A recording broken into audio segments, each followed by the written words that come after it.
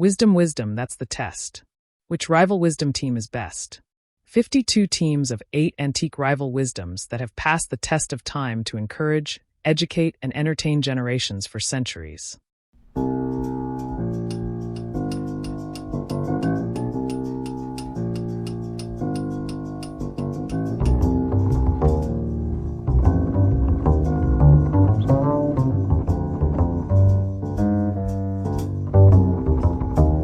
Team 25, Courageous Grace replaces hate. Quote definitions, biographical context, and synergy analysis to replace hate with motivational education to guidealife.com. Quote 25.1, Great lives never go out, they go on. Benjamin Harrison, 1833 to 1901. Quote definition, the lives of people who genuinely mattered, who acted with wisdom, courage, and genuine care for others, do not simply end at death. They continue outward through the people they shaped, the ideas they advanced, the institutions they built, and the ripples of influence that spread long after the person is gone. Greatness is not extinguished, it propagates. Quote application. Every person reached by this mission's wisdom education becomes a continuation of the great lives that produce these quotes. The 2,500 years of human wisdom in these 52 teams has been going on since it was first spoken. Each new reader who absorbs and lives it extends that life further. The mission itself is a vehicle for the ongoing rather than the going out of great lives.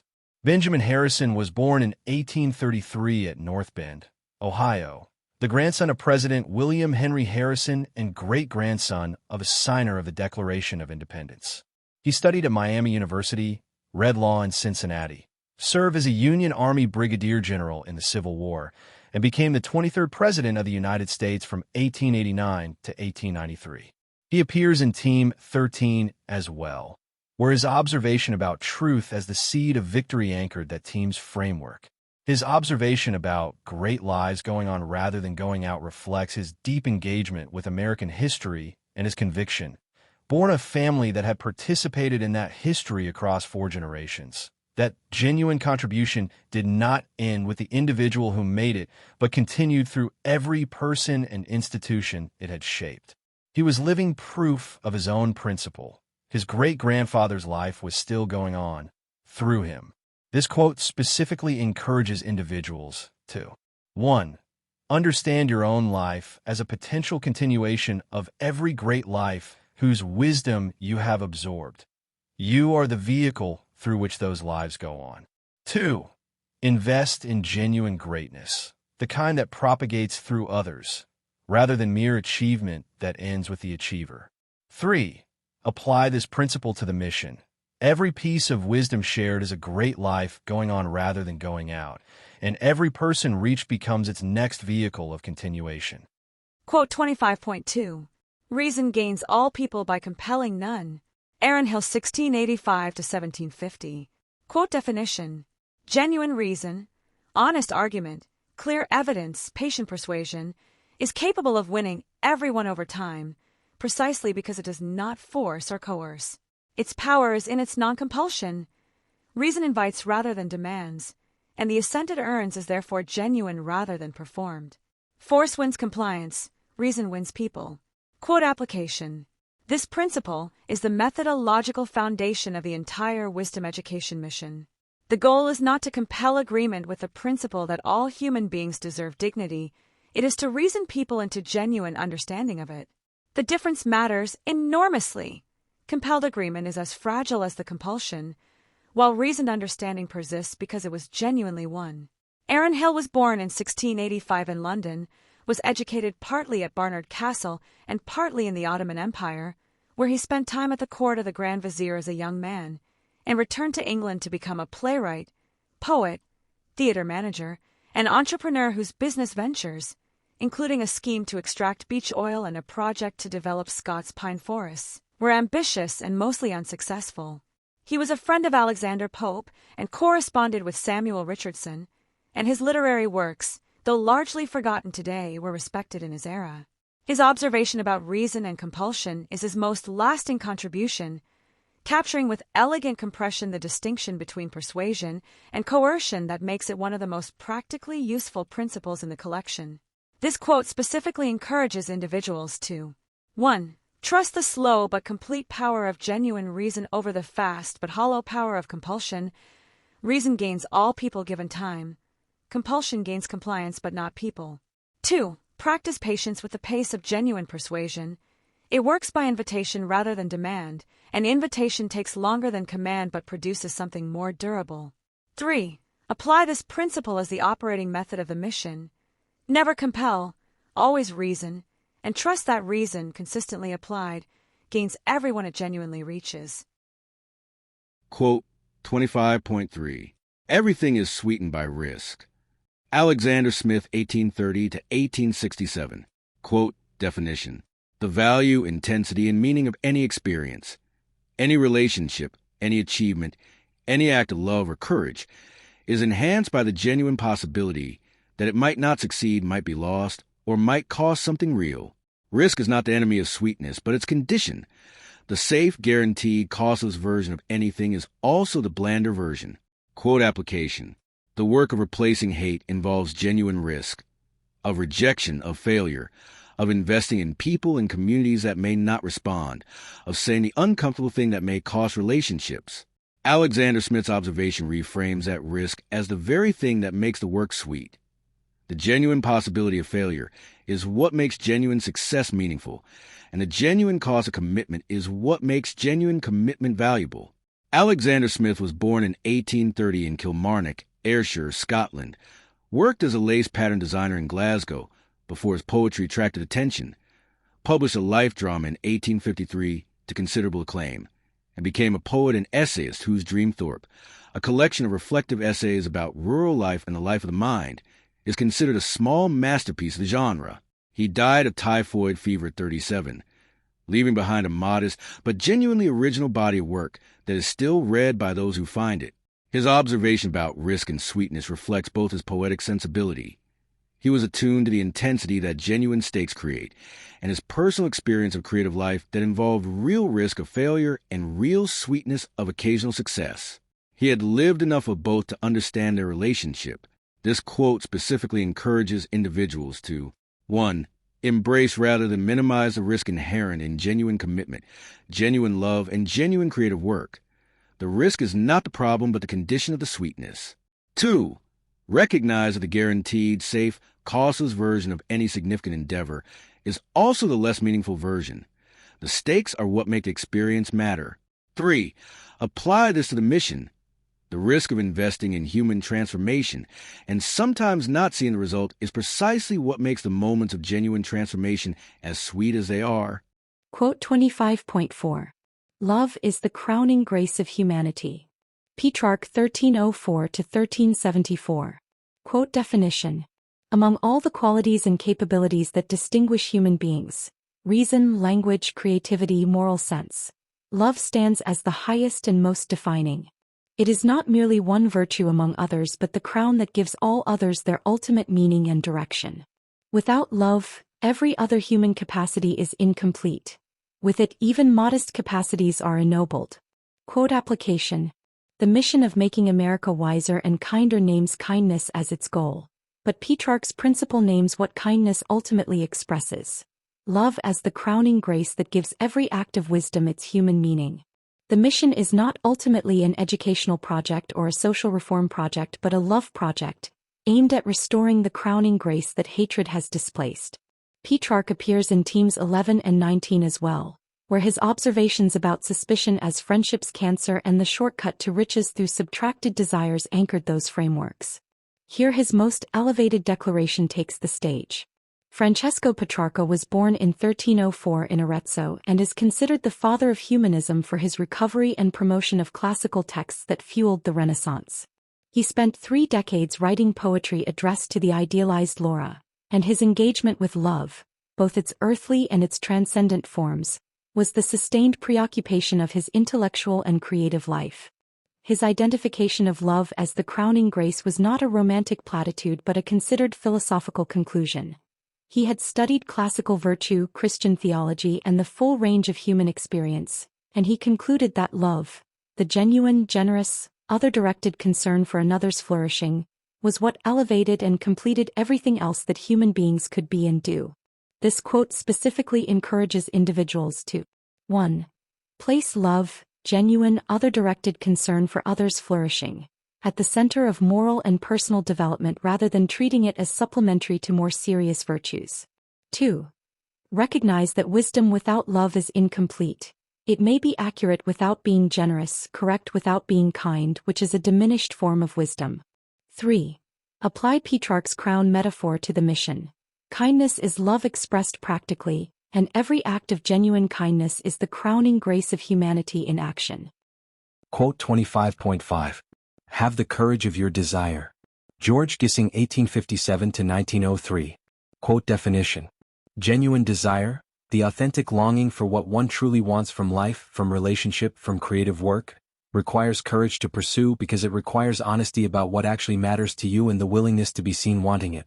The courage of desire is not the courage of ambition but the more vulnerable courage of genuine authenticity. This is what I actually want and I am willing to pursue it. Quote application. For the mission and for every person it serves, this principle is the permission to pursue the genuine desire, for a wiser and kinder world, for genuine human connection, for the replacement of hatred with understanding, without apology for the wanting. The courage of desire is what converts aspiration into the actual committed pursuit that changes things. George Gissing was born in 1857 in Wakefield, Yorkshire, showed exceptional academic promise, won a scholarship to Owens College in Manchester, and then had his promising career derailed when he was caught stealing money from fellow students to support a young woman he loved. A decision that resulted in expulsion, a prison sentence and permanent damage to his social prospects. He spent the rest of his life writing novels about poverty, social aspiration, and the painful gap between what sensitive people desire and what the social world allows them. New Grub Street, The Odd Women, Born in Exile are his most celebrated, while living in genuine poverty himself. His instruction to have the courage of your desire came from a man who had paid a very high price for one particular desire and spent his subsequent career examining, with unflinching honesty, the relationship between authentic longing and the social constraints that punish it. This quote specifically encourages individuals to 1. Identify your genuine desires, what you actually want from life rather than what you have been taught to want, and find the courage to pursue them honestly. 2. Recognize that the courage of desire is distinct from ambition. It is the vulnerability of being seen wanting something specific and genuine rather than the safer desire to succeed at whatever is socially approved. 3. Apply this principle to the mission. Have the courage of the desire for a wiser and kinder world, stated plainly and pursued genuinely, because desire without the courage of its expression remains perpetually unrealized. Quote 25.6. Love is the river of life in the world. Henry Ward Beecher, 1813–1887. Quote definition. Love is not one element among many in the world's composition, but the animating current that carries everything living through its course. The river that gives the landscape its shape, sustains what grows along its banks, and provides the force by which things move from where they are to where they are going. Remove the river and the landscape is dry. Remove love and the world loses its animating principle. Quote application. Where Petrarch names love as the crowning grace, Beecher names it as the animating river. The force that keeps everything moving and everything living. For the mission, both images together describe what replacing hate actually means. Restoring the river whose flow hatred has interrupted, so that the life it sustains can resume its natural course through communities that have been running dry. Henry Ward Beecher was born in 1813 in Litchfield, Connecticut, the son of the famous Calvinist minister Lyman Beecher, and the brother of Harriet Beecher Stowe, who wrote Uncle Tom's Cabin. He became the most celebrated Protestant preacher in America, drawing thousands to Plymouth Church in Brooklyn every Sunday, and addressing the great moral questions of his era, particularly slavery and its abolition, with an oratorical power that made him one of the most influential public voices of the mid-19th century. His legacy is therefore genuinely complex. Extraordinary moral influence and serious personal failure occupying the same life. His observation about love as the river of life reflects his most elevated theological and moral thinking at its best, and stands independently of the biographical complications. This quote specifically encourages individuals to 1. Understand love not as a private emotional state, but as the animating principle of everything genuinely alive in communities, relationships, and civilizations. 2. Recognize that where love's river has been dammed by hatred, division, or indifference, the landscape runs dry, and the work of restoration is the work of reopening the channel. 3. Apply Beecher's river metaphor to the mission. Every act of genuine kindness and wisdom shared reopens a channel, through which the river of life can flow again in communities that hatred has been draining. Quote 25.7. A compliment is something like a kiss through a veil. Victor Hugo, 1802–1885. Quote definition. A genuine compliment carries real warmth and real appreciation. It is a real kiss, but it is delivered through the social veil of formality, indirectness, and convention that softens the directness of the feeling while preserving its essential warmth. The veil does not make the kiss less real. It makes it transmissible in social contexts where the full directness of the feeling would be inappropriate or overwhelming. Quote application. For the mission of spreading wisdom and replacing hate, Hugo's image captures something essential about how genuine appreciation and recognition work at scale. The carefully crafted content, the thoughtful quote, the wisdom offered through print or screen is always a kiss through the veil of medium and form, real warmth, transmitted through the appropriate distance that makes it receivable by strangers. The veil is not a diminishment, it is the delivery mechanism. Victor Hugo was born in 1802 in Besançon, France, the son of a Napoleonic general, and became the dominant literary figure of 19th-century France. Poet, playwright, novelist, and political exile whose Les Miserables and Notre Dame de Paris are among the most widely read novels ever written. He spent 19 years in exile on the Channel Islands after opposing Napoleon III's coup d'état, returned to France after the fall of the Second Empire, and died in 1885 at 83 as perhaps the most celebrated living writer in the world. His funeral drew 2 million people to the streets of Paris. His observation about compliments and veiled kisses reflects the characteristic combination of warmth and precision that makes his best aphoristic writing so memorable. He understood both the reality of the feeling and the necessity of the veil through which social expression delivers it. This quote specifically encourages individuals to 1. Give genuine compliments freely and specifically, understanding them as real warmth delivered through the appropriate social form rather than as lesser substitutes for more direct expression. 2. Receive compliments with the understanding that the veil is the delivery mechanism, not evidence of insincerity. The kiss is real even through the veil. 3. Apply Hugo's image to all forms of wisdom communication. The veil of medium, format, and social form is what makes the warmth of genuine human concern transmissible across the distance between writer and reader, teacher and student, mission and community. Quote 25.8. He threatens many that hath injured one. Ben Jonson 1572–1637. Quote definition. The person who has committed an injury, who has wronged, harmed, or violated the dignity of even a single person, has also threatened everyone who observes or learns of it, because the injury reveals both the capacity and the willingness to harm. One committed injury is the announcement of a general danger. The threat it implies extends far beyond its single victim. Quote application. This principle works in both directions that matter for the mission. Negatively, every act of hatred, cruelty, or dehumanization threatens the entire community that witnesses it, not just its immediate target, which is why addressing even small acts of hatred is not excessive, but appropriate to the actual scale of the threat they represent. Positively, every act of genuine wisdom and genuine kindness is equally observable and equally announcing. It demonstrates both the capacity and the willingness to treat people with dignity, which extends hope beyond its single recipient. Ben Jonson was born in 1572 in London, 1 month after his father's death.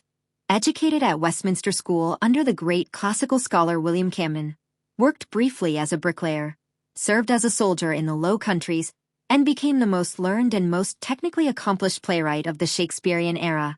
Every Man in His Humor, Volpone, The Alchemist, and Bartholomew Fair are masterworks of comic construction. He was imprisoned at least twice, once for his part in a seditious play and once for killing a fellow actor in a duel, from which he escaped the gallows by pleading benefit of clergy, and tattooed with the letter T, for Tyburn, the place of execution, on his thumb. He was also the first poet laureate of England in all but title. the center of a circle of younger writers who called themselves the Sons of Ben, and one of Shakespeare's closest friends and most discerning critics. His observation about the threat that injured one extends to many reflects both his understanding of social dynamics and his own experience of how acts of violence and injustice ripple outward through communities far beyond their immediate victims. This quote specifically encourages individuals to 1. Take seriously the full social scope of individual acts of cruelty and injustice. The injury to one is the threat to many, and responding proportionately means responding to the full scope of the threat. 2. Apply the principle in reverse. Acts of genuine kindness and dignity equally announce their general availability, extending hope and safety beyond their immediate recipient. 3. Recognize that no act of hatred or kindness is truly private in its social effects. Both radiate outward through the community that observes them, shaping what everyone around believes is possible. How they work together as a unified philosophy to replace hate with motivational education to guidealife.com. The Courageous Grace Replaces Hate Team. Legacy Layer. Lives that go on and reason that gains all. Quotes 1-2. Harrison. Establish the continuity of genuine greatness. Great lives never go out. They go on through every person and institution they have shaped, giving the mission's work a temporal scope that extends far beyond any individual effort. Hill. Provide the method by which lasting influence is built. Reason gains all people by compelling none, ensuring that the going on of great lives happens through genuine persuasion rather than coercion that reverses when the compulsion ends. Together, the scope and the method of lasting grace. Harrison's principle ensures that every genuine act of wisdom education is a great life going on rather than going out, extending the influence of 2,500 years of human wisdom through each new person who receives and lives it. Hill's principle ensures that the method of that extension is genuine persuasion, which is the only kind that produces the durable going on that Harrison describes. Courage Layer.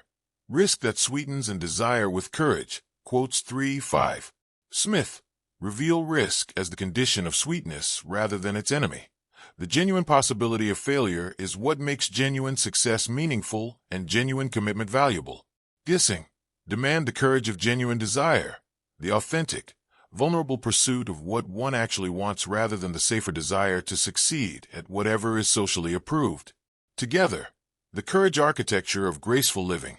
Smith ensures that the risk inherent in genuine commitment is understood as the source of its sweetness, rather than a problem to be minimized.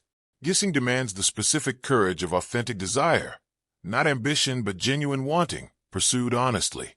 Together, they describe the gracefully courageous life, embracing the risk that sweetens, pursuing with genuine courage what is genuinely desired.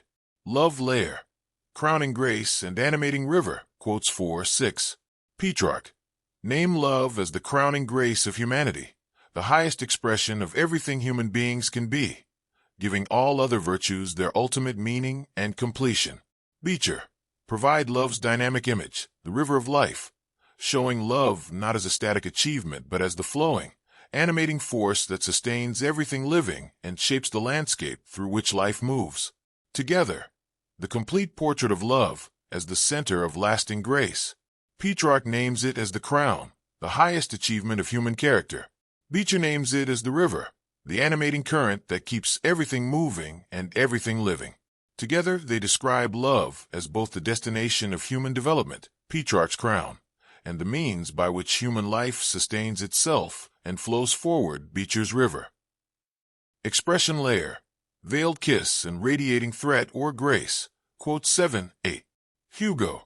Provide the image of genuine warmth transmitted through appropriate social form, the compliment as a kiss through a veil, capturing how love and grace are communicated in the real world of social distance and convention.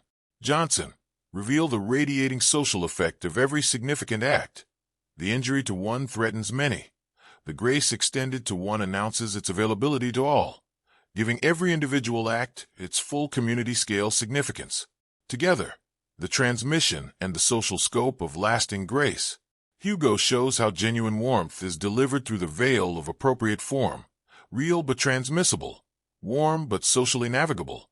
Johnson reveals that every such act radiates outward through the observing community, for good or ill, making every individual gesture of grace or injury larger in its social effects than it appears in its immediate moment.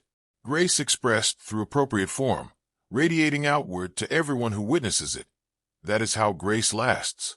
Free Easy Extra Advantage Math, Spelling and Reading Workbooks you can download for free at stop2think.com or buy at educationstopshate.com. Free Easy Math Wisdom Workbooks with octo repetition to grow math self-confidence. You'll get plenty of repetitive practice of age ranges and averages of our 52 teams of 8 quote authors. Free Easy Alpha Cipher-coded puzzles teach letters, numbers, and phrases using antique wisdoms that encourage and educate.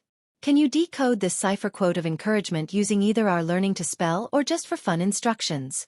And since time is money, practice reading faster with 52 teams of antique rival wisdoms that have passed the test of time to encourage, educate, and entertain generations for centuries. We offer printed versions and timed videos with background music. Sign up for free weekly emails of 52 teams of antique rival wisdom workbooks with easy math, spelling, and reading practice. And, if you'd like to get paid for sharing our wearable wisdoms, keep this in mind. Everyone I know wears a shirt, and most of us change them daily, so change your shirt and change the world. Social equalities are blatantly subliminal antique positive wisdoms repetitively shared without saying a word. This applies to all our wearable shareable wisdoms. Like pretty witty baby onesies and baby tees that you and others will see and read multiple times a day. The same is true with pretty witty kids, but they'll also share these wisdoms with anyone that can read at daycare or school. Youthful truths let your kids gain confidence sharing antique wisdoms with their friends. Imagine them sharing words of wisdom with classmates and teachers. Therefore I think tees I wear is a super easy way to share words of wisdom that have passed the test of time. Our social equalities help make us all wiser and kinder with blatantly subliminal messages promoting a more fair and equal opportunity society for all. And don't forget our giftwisdoms.com for birthdays and holidays that makes it easy to share the wisdom with clothing, coffee mugs, and magnets. So do the future a favor by encouraging, educating, and entertaining with words of wisdom that have passed the test of time to make us all wiser and kinder. With wearable wisdoms to fit babies, kids, and adults. You can clothe a whole family, city, or state. Join the 52 of 8 today.